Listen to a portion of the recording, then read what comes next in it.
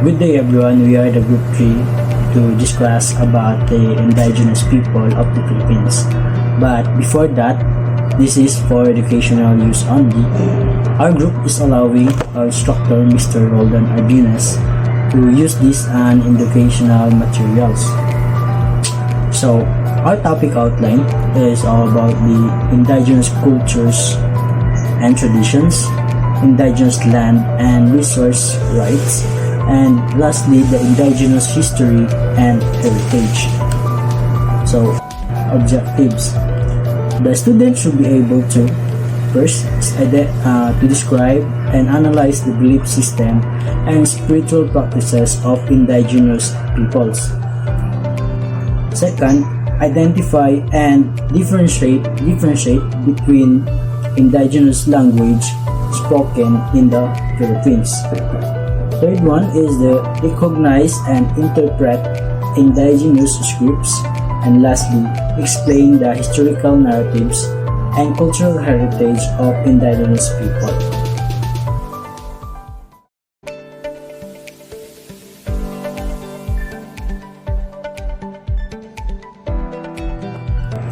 Belief systems and spirituality. The indigenous spirituality in the Philippines revolves around honoring ancestors, embracing animism and somatic practices, and valuing communal rituals as expression of perseverance for nature. These traditional beliefs transmitted across generations serves as cornerstones of cultural identity and contribute to the community resilience. And one of the examples is the Anito. The veneration of Anito among indigenous groups in the Philippines, such as Igorot, Lumad, Mangyan, and other, reflect a deeply rooted spiritual connection to ancestral spirits, shaping cultural practices and beliefs. These people hold ceremonies and rituals to honor these spirits for seeking a guidance and protections. The next topic is indigenous languages and scripts in the Philippines. So, this represents a diverse linguistic heritage embodying the cultural richness of various ethnic groups across the archipelago. Despite facing challenges such as language endangerment and the dominance of Filipino and English, effort to preserve and revitalize these indigenous languages and scripts are essential for continuity and identity of preservations. So, as you can see in the slides, these are the examples of language and scripts. These are the Tagalog and Baybayin. Tagalog is the national language and is known for rich vocabulary, expressive nonsense, and influence on Filipino culture and identity. And also, Baybayin is the ancient script originating from the Philippines, featuring characters representing syllables rather than individual letters. And also, it was widely used by various ethnic groups across the archipelago of the Philippines for writing before the arrival of the Spanish colonizers.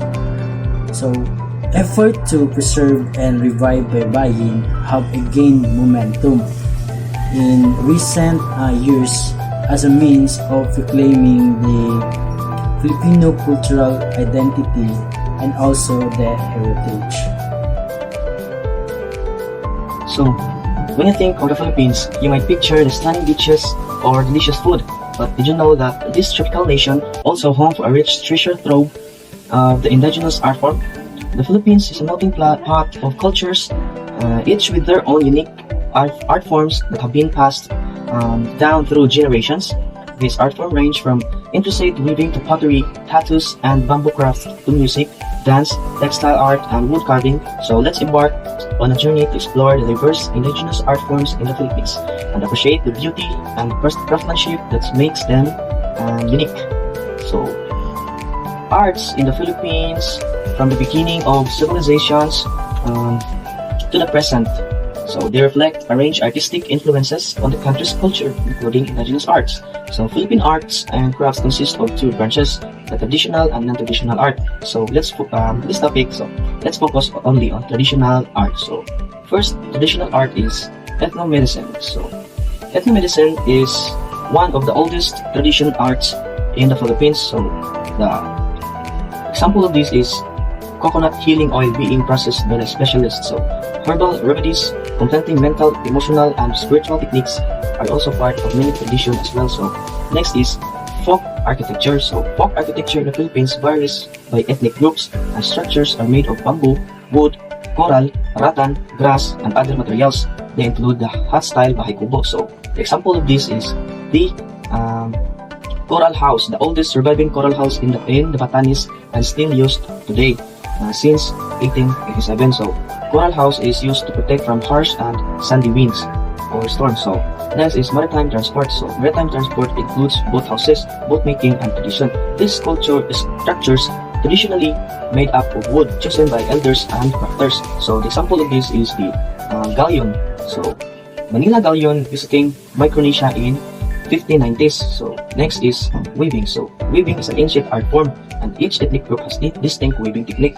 The weaving include basket weaving, backstrap loom weaving, headgear, and fishnet weaving. So cloth and mat weaving is a valuable textile are made up with backstrap loom. So fibers such as cotton, abaca, banana fibers, grass, and pulp are used in Filipino weaving. So there are some others like pinya. So the example of this is the panel made of silk, pinya, and metallic threads. Filipino shirt made up of pinya, like the Balong Tagalog or the kimono. It is made up of pinya. So next is basketery. So basketery is intricate design style for specific purposes such as harvesting, rice storage, traveling, and sword storage. So these baskets are made up of wood or made up of bamboos, or the example of this is the rice storage that made up of bamboos, and also the hat that is also made up of the leaf of muli. So next is the carving. So carving includes on wood carving and creation of folk non-clay sculptures. So wood carving, indigenous wood carving by some ethnic groups dates to before the Hispanic arrival. The oldest may be fragments of a wood boat dating to 320 AD. A variety of woods are used to make wood crafts, which includes bulos. So example of this is Campilan Hills. The Campilan Hills is the handle of a sword. It is a wood that has carving design. So another example is San Agustin Church door carvings in 1607, part of a World Heritage Site and National Culture Treasure. So next is bulol, god with pamahan cup. So in 15th century. So next is the stone, ivory, and other carvings. So stone carving predates Western colonization. Carvings may represent an ancestors or deity who helps the spirit of a loved one enter the afterlife. Ancient carved burial urns have been found in many areas, notably in the Cotabato region. So example here is the stone carving at the facade of Miagal Church, World Heritage Sites and National Culture Treasure. The Virgin Mary ivory head with inlaid glass tile in from 18th to 19th century. So ivory carving of Christ Child with gold paint from 1580 to 1620. So the next is folk performing arts. So folk dance, plays, dramas perform its ethnic groups has its own heritage, and Filipino folk performing arts also have Spanish and American influences. So example here is tinikling, pangalay, maglalatik, singkil royal dance, lumad courtship. So next is folk oral literature. So folk oral literature includes the epics, songs, myths, and other oral literature of Filipino groups. So for example, Nananggal drawing. So as depicted in folk stories, it's a mythical creature from the Philippines, a winged creature that is mythical creature. So next example is sculpture depicting Makiling, the protector goddess of Mount Makiling. So next is folk graphic and plastic arts. So these are tattooing, folk writing, and folk drawing painting. So example here is the tattoo of our living legend Apo Wang Ud. So other example is the Buhit script sample, the Laguna copper plate is inscription, the Basahan, Sukat Bicol script sample. So Next is folk drawing and painting. So folk drawing and painting has been known for thousands of years. The oldest folk drawing are rock drawing and engraving, which include the Angono petroglyphs in Rizal, created during Neolithic 6000 to 2000 BC. An example of here is the painted ivory statue of Saint Joseph, the tattooed buntok warrior, Aitaman with body scarification. So next is the ornaments. So, ornamental art includes glass art, accessories, and ornamental crafts. So glass art is found in places such as Pinagbayanan. So example of this is Jeremiah and Aringay Church. So the best example of this glass art is the windows of the churches here in the Philippines. So next is hat, mask, and related arts.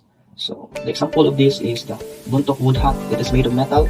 So next is the mask participant during the masquerade festivals, participant headgear during the Ati-Atihan festivals.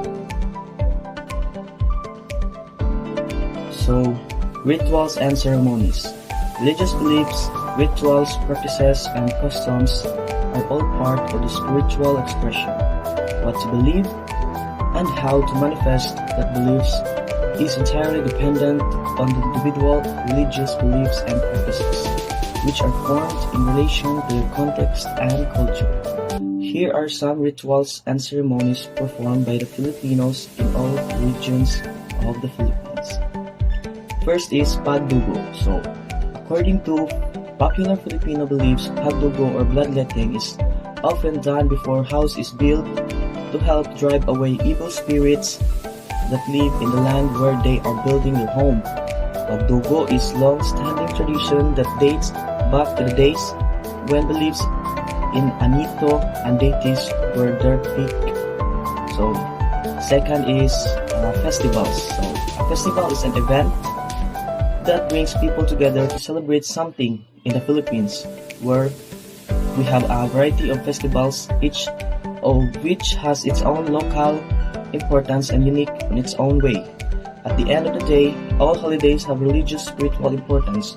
When the Spaniards first arrived in the Philippines to establish colonial control, one of their first priorities was to convert many Filipinos to Catholicism as possible. One approach they used was to build chapels and teach people to embrace Christianity. So, next one is penitentia.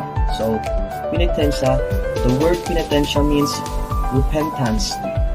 The strong desire to be forgiven. Traditionally, the word penitentia or penance have been viewed as a punishment. Penitentia is a ritual form performed by some of our locals who want to repent their sins and wrongdoings. So the word penance derives from Old French and Latin.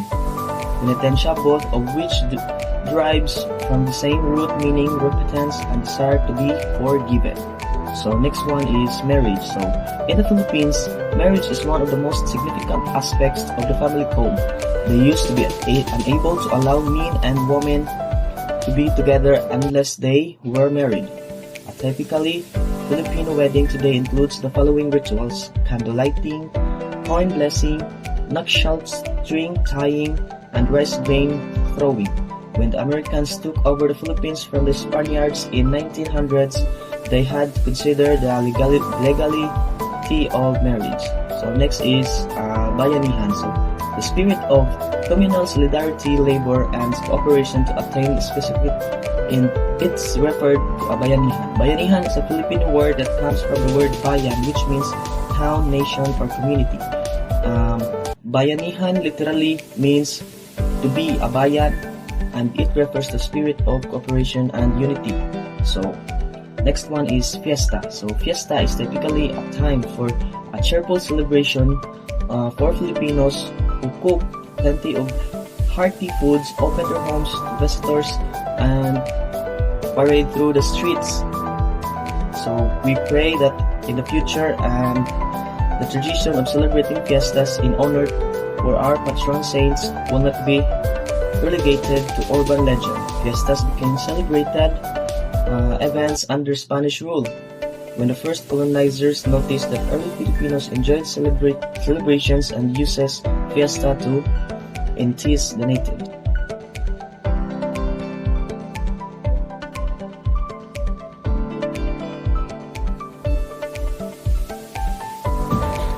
Pre-colonial. Africa was characterized by a wide diversity of societies.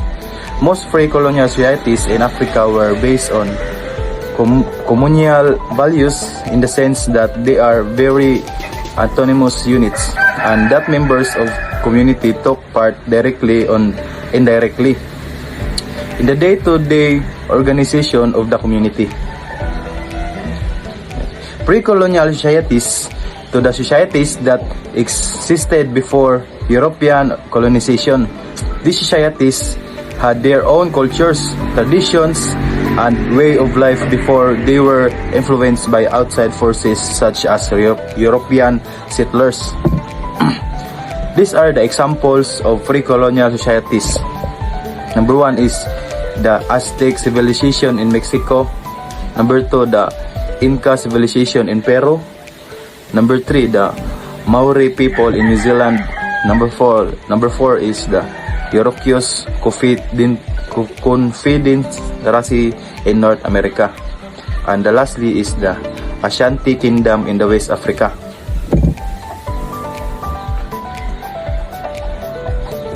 Pre-colonial societies refers to the civilization, cultures, and social structures that existed in the various religions of the world before the arrival of colonial powers from Europe. These societies were diverse and varied significantly in the terms of their organization, technology, economy, politics, and culture practice. Some key characteristics of pre-colonial included diversity, subsistence economies, social organization, political system, religious beliefs and practices, trade and exchange of networks, art and architecture and material culture, and oral traditions and literature. Overall, pre-colonial societies were dynamic and residents adapting to the environmental, social, and economic challenges while maintaining rich cultural tradition and social cohesion. Their legacies continues to shape contemporary societies in the various parts of the world.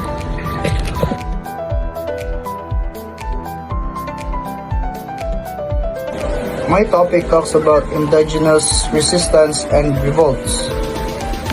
So, the Philippines has a long history of indigenous resistance and revolts against colonial rule.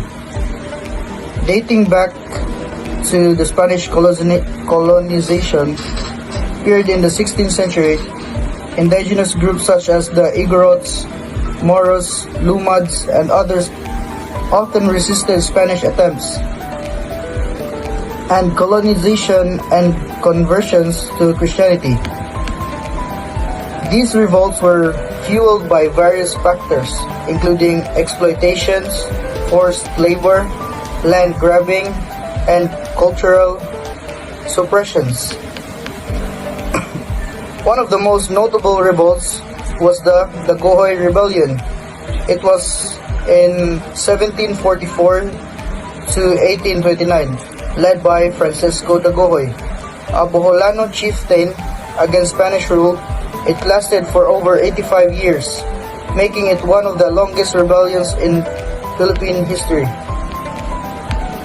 During the American colonial period, indigenous resistance continued with groups like the Moros in Mindanao, fighting against American occupation. The Moro Rebellion in 1899 to 1913 was a significant armed conflict between the Moro people and American forces, resulting in the death of thousands of both sides. So, in modern times, indigenous communities continue to struggle against various forms of oppressions, including displacement due to large-scale development projects, militarization of their ancestral lands, and environmental degradation. Indigenous leaders and activists have been at the forefront of campaigns for land rights, cultural preservations, and self-determination. Despite facing numerous challenges, indigenous resistance in the Philippines remains a powerful force in the struggle for social justice and human rights. That's all.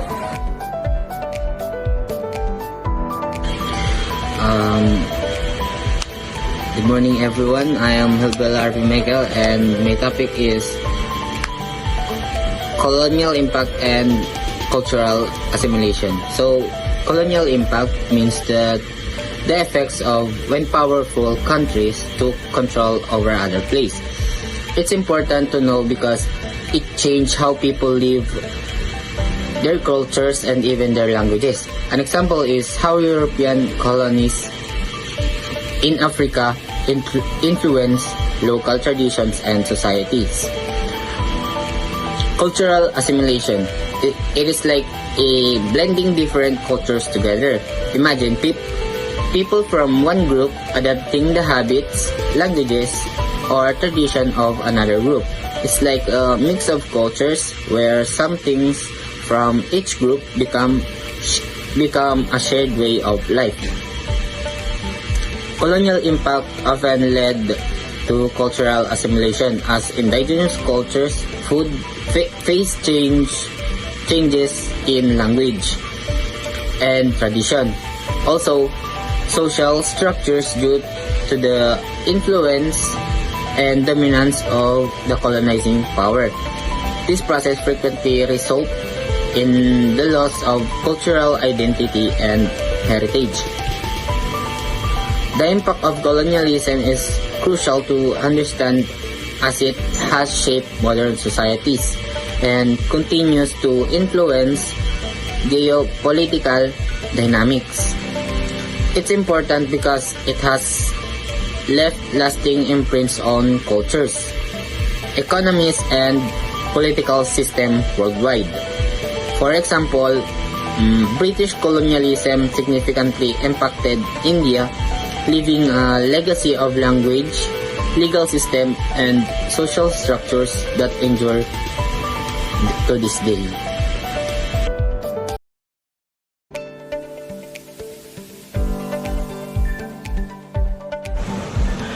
Hello guys, my name is Janle Herodias and today we're going to talk about what is ancestral domains and land tenure system. So let's discuss first the ancestral domain. So when we say ancestral guys, it refers to our ancestors, and when we say domain, it refers to the land. So unsa jud ni ancestral domain? So the ancestral domain guys, it refers to the land, territories, or resources that our ancestors or the indigenous people that have managed historically.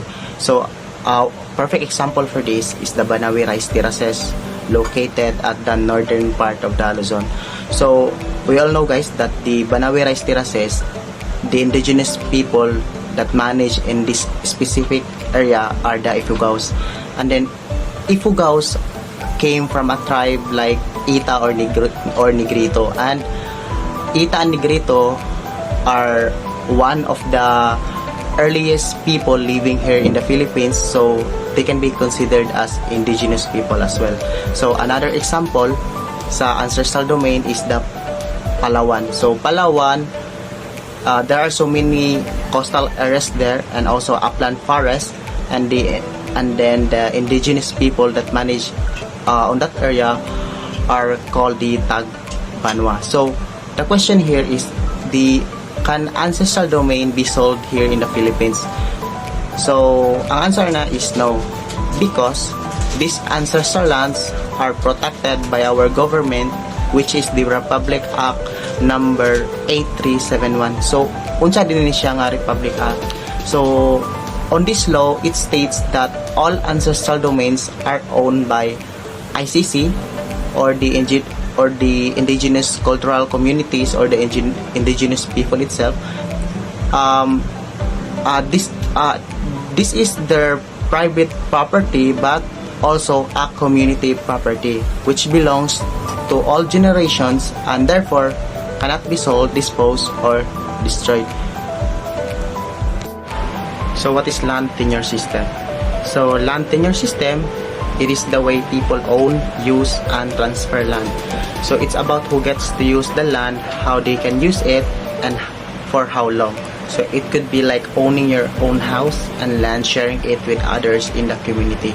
So for example, in short guys, ang kaning land tenure system, like ikaw na bitaw ang nag-own sa land, like na nakay titulo, imuha na gyud na, and it's up to you if how you use that land, and then how you take the responsibilities in owning it. And then the land tenure system guys have two different types. So the first one is the public domain, and then the second one is the private domain. So the public domain, best example lang ni guys is the public market or the parks, which is obviously ang tagiyagin na is the people in it in that area, but gimanage lang siya through politically, like sa mayor, something like that. And then the second one is the private domain or the private owned property. So ang example lang ni is like for example the UCMTC, which is owned by Attorney Go, and other property owned by private people, something like that. So that's it. So, my topic is environmental stewardship and sustainability.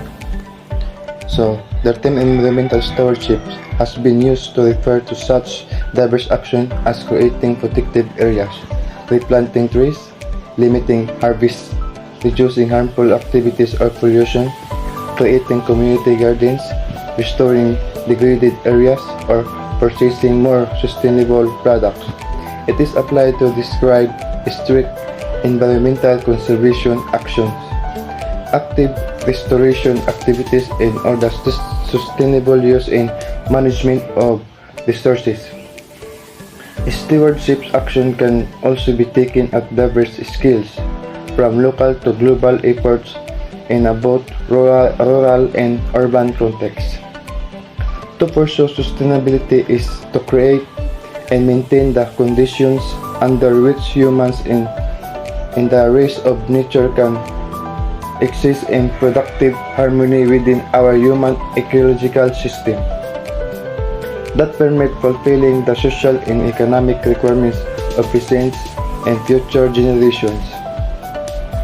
Sustainable development has been defined as development that meets the needs of the present without compromising the ability of future generations to meet their own needs.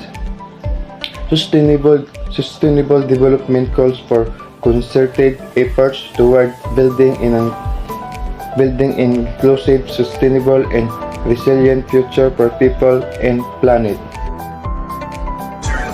My topic is challenges of the indigenous in the land of disputes and exploitation.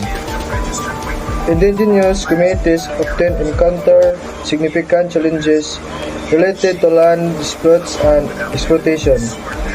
These challenges include historical displacement, where many communities have been forced of their land, leading to ongoing disputes over ownership and rights. Additionally, indigenous land rights may not be legally recognized or protected, making it easier for others to exploit their lands without consent.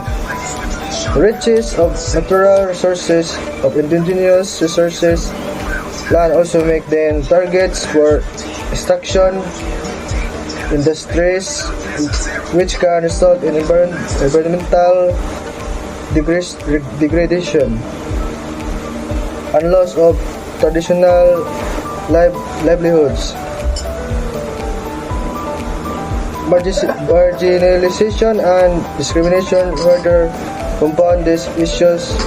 Effective that ability of indigenous communities to advocate for their land, right to effectively access to justice and obtain limited with barriers such as lack of legal representation and resources hindering the resolution of land. Furthermore,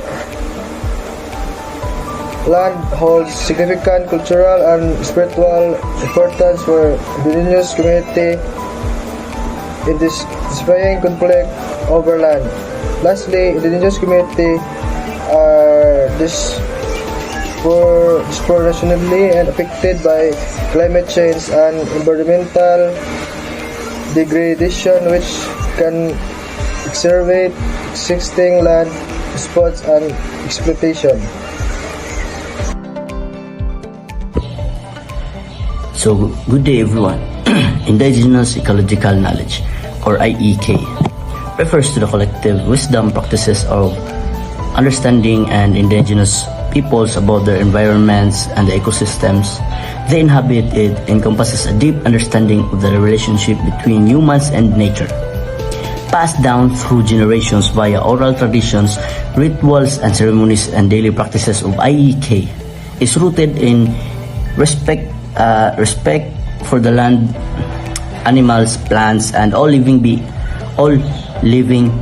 beings, viewing them as interconnected and independent at the core of IEK is the recognition of intrinsic balance within ecosystems and importance of maintaining harmony with nature. Indigenous communities have developed sophisticated ecological knowledge over millennia and observing and learning from their surroundings. This knowledge encompasses a wide range of topics including plant identification, animal behavior, weather pattern, and soil fertility, and sustainable resources of management. So one key aspect of IEK is the understanding of traditional ecological calendars, which are based on observations of natural phenomena such as the movement of stars and the behavior of wildlife and the flowering of plants. These calendars guide indigenous communities in determining the optimal times for activities such as planting, harvesting, hunting, and fishing, ensuring sustainability and resilience in the face of environmental changes. IEK also includes traditional land management practices such as controlled burning, crop rotation, and the creation of wildlife corridors. These practices not only enhance biodiversity but also contribute to the resilience of the ecosystem by preventing wildfires, maintaining soil fertility, and promoting the regeneration of native species. Moreover, IEK emphasizes the importance of cultural values and spiritual beliefs in shaping human nature relationships. Many indigenous cultures view the land and sacred dignity, imbued with spiritual significance and as central connections. This worldview fosters a profound sense of responsibility and stewardship towards the environment, guiding indigenous communities in living harmony with nature and preserving biodiversity for future generations. In addition to its ecological significance, IEK also plays crucial role in climate change adaptation and mitigation. Indigenous communities possess a wealth of knowledge about coping strategies for extreme weather events, shifting climate patterns, and changing environmental conditions. By integrating traditional knowledge with modern science, indigenous peoples offer valuable insights into sustainable adaptation measures that benefit ecosystem and human societies.